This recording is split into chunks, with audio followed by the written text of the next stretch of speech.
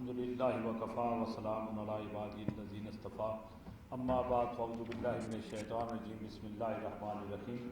کچھ کو میں وجود میں آئی کچھ کو ترک رشتے سے، یارو ہم نے بنیاد دوستی رکھی یاد خیر البشر کے رشتے سے۔ حضرات محترم، کیونکہ یہ عوامی اجتماع تو ہے نہیں، یہ خواص کی بات ہے، اور مجھ سے بڑے سینئر لیڈرز یہاں تشریف فرما ہیں، بالخصوص پاکستان کی اعلیٰ قیادت اور ایک منجے ہوئے سیاستدان اور کوئی استقامت محترم محمد صدیق الفاروق صاحب، وہ آپ سے سیر حاصل گفتگو فرمائیں گے۔ اور جس طرح کہ ابھی بتایا جا رہا ہے کہ امین شہیدی صاحب بھی تشریف لانے والے ہیں، اور ہماری ملی یکجہتی کونسل کے روئے رواں، ملی یکجہتی کونسل کی جان اور پہچان جناب سید ڈاکٹر سید ثاقب اکبر صاحب تشریف فرما ہیں۔ میں صرف حاضری لگواؤں گا۔ بہت اچھی گفتگو کا موضوع دیا گیا کہ اس وقت پوری امت مسلمہ کا ایک متفقہ فیصلہ اور متفقہ نعرہ تو ایک ہی ہے کہ فلسطین کے اندر جو ناجائز ریاست قائم کی گئی اسرائیل کے نام پر، اسے امت مسلمہ تسلیم کرنے کے لیے تیار نہیں اور نہ ہی تسلیم کرنا چاہیے۔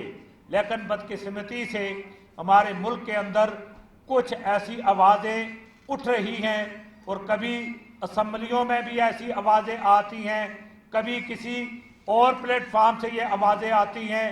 لیکن یہ یاد رکھنا کہ جس وقت تک رسول اللہ کے یہ غلام، رسول اللہ کے دین کے پروانے اور متوالے، رسول اللہ کے غلام اور حسینی کردار ادا کرنے والے اور صحابہ کے متوالے یہاں موجود ہیں، کبھی بھی یہ ہو نہیں سکتا کہ امت مسلمہ اسرائیل کو تسلیم کر لے۔ اسرائیل کو تسلیم کرنا اس طرح ہے کہ جس طرح کہ یہودیت کو تسلیم کر لیا گیا، جس طرح اسلام سے بغاوت کر دیا گیا۔ اور یہاں ملک پاکستان، یہاں یہ ایک سوال ہوتا ہے کہ پوری دنیا کے معاملات، پوری دنیا کے جتنے بھی تنازعات ہیں، ہمیں یہ تہنا دیا جاتا ہے کیا پاکستانی عوام کی یا آپ کا ٹھیکہ ہے؟ ہاں یہ میں عرض کروں گا، محترم صدیق الفاروق صاحب تشریف فرما ہے، میں ذمہ داری سے یہ کہوں گا کہ یہ پوری دنیا پہ، دنیا کے نقشے پہ اٹھا کر دیکھ لیں۔ سرکار دو عالم صلی اللہ تعالی علیہ وآلہ وسلم کی ریاست مدینہ کے بعد اگر اسلام کے نام پر کوئی ملک معرض وجود میں آیا، کوئی ریاست معرض وجود میں آئی، تو وہ ملک خدا داد پاکستان ہے۔ ہمارے بزرگوں نے قربانیاں اس لیے دی تھی، ہمارے بزرگوں نے علاقے اس لیے چھوڑے تھے کہ یہاں جا کر ہم ریاست مدینہ کے بعد ایک مسلمانوں کا ملک بنائیں گے، جو ملک پوری امت مسلمہ کی قیادت کرے گا۔ پھر اللہ تعالیٰ نے امت مسلمہ پر اور ملک پاکستان پہ یہ فضل و کرم فرمایا۔ جہاں نظریات کی بنیاد پر پہلا اسلامی ملک تھا، وہاں پہلا اسلامی ایٹمی ملک اللہ تعالیٰ نے ہمیں آپ کو عطا فرمایا۔ اب پوری دنیا کی نظریں اسلامی ایٹمی ملک پہ لگی ہوئی ہیں۔ پوری دنیا یہ دیکھ رہی ہے، یہ سوچ رہی ہے کہ پاکستان کی قیادت، پاکستان کی اعلیٰ قیادت، پاکستان کی حکومت، پاکستان کے ذمہ داران اسرائیل کے خلاف بھی آواز اٹھائیں گے، مقبوضہ کشمیر کو بھی آزاد کرائیں گے۔ لیکن آج تو بدقسمتی یہ ہے، مقبوضہ کشمیر پہ بھی سودا بازی ہو رہی ہے، اور فلسطین کے حوالے سے بھی مختلف رائے قائم ہوتی ہیں۔ کبھی آپ نے اسی نیشنل پریس کلب کے باہر فلسطین کے مخالف، اسرائیل کے حامی یہاں آ کر ایک خیمہ لگا دیتے ہیں اور کئی دن بیٹھے رہتے ہیں، لیکن اسلام آباد کی حکومت اور اسلام آباد کے حکمران خاموش تماشائی بنے رہتے ہیں۔ کیا یہ ہمارے ایمان کا امتحان لیا جا رہا ہے؟ کیا ہمیں اتنا کمزور سمجھا جا رہا ہے کہ ہم اپنے قبلہ اول بیت المقدس، اور کبھی تو اسمبلیوں میں یہ آواز اٹھائی جا رہی ہوتی ہے کہ رسول کریم صلی اللہ علیہ وسلم نے اپنا قبلہ اول، اپنا قبلہ مکہ مکرمہ خانہ کعبہ کو بنا لیا، وہ یہودیوں کو دے دیا گیا۔ یہاں ہمارا اسمبلیوں کے اراکین جہلا، جو جہل اسمبلیوں میں جاتے ہیں، آپ یہ بات ہوتی ہے علم کی بات، وہ بڑے پڑھے لکھے ہیں۔ پڑھے لکھے تو وہ ہے جو اللہ کے دین کو سمجھتے ہیں، جنہیں اللہ اور اللہ کے رسول کے دین کی سوجھ بوجھ ہے، جو دین رسول کریم صلی اللہ علیہ وسلم سے دور ہے، जिन्हें दीन की फहम नहीं, वो पढ़े लिखे नहीं होते। पढ़े लिखे वो ही होते हैं जो रसूलुल्लाह के गुलाम होते हैं, और रसूलुल्लाह के गुलाम। और ये फतह मुबीन, मैं मुबारकबाद पेश करता हूँ आज ISO के जिम्मेदारान को कि जिन्होंने ये कोशिश और कावश की, जिन्होंने ये बेहतरीन आज का ये स्टेज सजाया कि फतह मुबीन के नाम पे ये प्रोग्राम। और ये फतह मुबीन उम्मत मुसलमान के लिए एक फतह का दिन है। ये फतह है कि जिन्होंने 12 दिन की अजीम जद्दोजहद, और एक तरफ पूरी दुनिया, पूरा आलम कुफर था, पूरे आलम कुफर ने मुकाबला किया। पूरी दुनिया इस्लामी नाम नहाद इस्लामी ममालिक की भी हमायत होने के बावजूद, लेकिन वहां मुकाबला किया तो वो बिल्कुल बेसरो सामान डंडे और पत्थर उठाकर पत्थरों से मुकाबला किया। तो ये पत्थरों से मुकाबला जो किया, ये रसूलुल्लाह सल्लल्लाहु अलैहि वसल्लम के गुलामों ने किया, अल्लाह के दीन के मुहाफ़िज़ों ने किया। और उन्होंने आपको जो जोड़ कर रखा, उन्होंने ये बताया कि ये ना समझना ये एटमी मुल्क के हुक्मरानों, ये ना समझना कि आज यहूद और नसारा के सामने लेट ना जाना, यहूद और नसारा को अपना सर सब कुछ ना बना लेना, ये सोचना कि यहूद और नसारा आपका कुछ नहीं बिगाड़ सकते। अगर ये बेसरो सामानी के आलम में फलस्तीनी मुसलमान इतना मुकाबला करके यहूद और नसारा की इस फौज को भगा सकते हैं, तो ये मुल्क पाकिस्तान जो कि इस्लाम के नाम पे हमारे वजूद में आया, फिर रब्बे कायनात ने आपको एटमी ताकत दी। ये एटमी मुल्क पूरी दुनिया के साथ मुकाबला कर सकता है। लेकिन बदकिस्मती से ये बात याद रखना कि जिस वक्त हम एटमी ताकत की बात करते हैं, तो एटमी ताकत के लिए एटमी ताकत वाले ईमान की ताकत रखने वाले हुक्मरान भी होने चाहिए, जिनका ईमान अल्लाह और अल्लाह के रसूल पे हो, जो रसूलुल्लाह से डरते हो, अल्लाह का रास्ता जिन्हें पता हो, जिन्हें रसूलुल्लाह के सामने अल्लाह के सामने झुकना आता हो। वैसे हम दावा करने वाले नहीं, अमली इस्लाम के खात्मों की जरूरत है। लेकिन याद रखना, ये सारी जितनी भी कोशिशें हैं, काफिशें हैं, बाराबर कब साबित होंगी और इससे नुकसान किस चीज से होगा। एक ये चीज याद रखना कि मुल्क पाकिस्तान हो या पूरी आलम इस्लाम के मुसलमान हो, मुसलमानों का इत्तेहाद उम्मत मुसलमान की कामयाबी है। और मुसलमानों के दरमियान तफरीक, मुसलमानों को लड़ाकर यहूद और नसारा अपने मकासद हासिल करना चाहते हैं। कहीं शिया सुन्नी, कहीं फला मुख्तलिफ मकातब बेफिक्र को लड़ाकर अपने मकासद हासिल करते हैं। मेरी तारफ स्टेट सेक्रेटरी साहब ने मिली यकजहती कौंसिल के हवाले से कराया।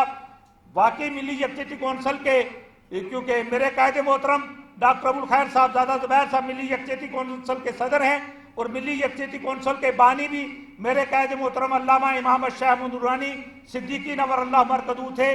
और मिली यकजहती कौंसिल हमारी पहचान है।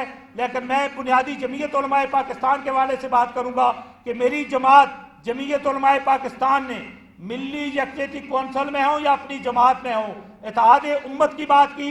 हमेशा उम्मत के इत्तेहाद के लिए हमने काम किया और हमेशा उम्मत को जोड़ने की बात की।